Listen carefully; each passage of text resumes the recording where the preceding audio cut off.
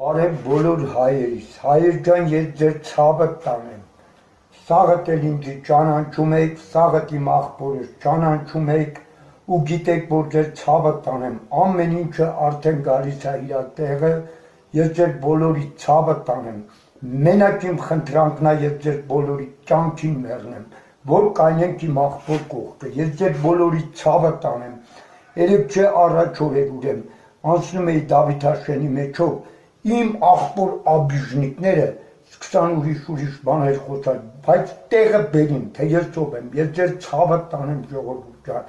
ուրեմ խնդրում եմ ձեզի, բոլորս մեկ բռունցք ենք կլում, մեկ ազգ, այսօր այս տղու դեմը խաղ չկա,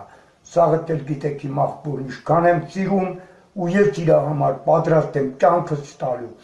մենակ ձեզ մի բան եմ խնդրում, սաղը ծնում եք մի բռունցք ու մի ազգ, Հայաստանը պիտի անպայման ցնծա ու ուրախ լինի, որովհետև ունենք մենք ընտիր վարչապետ, որի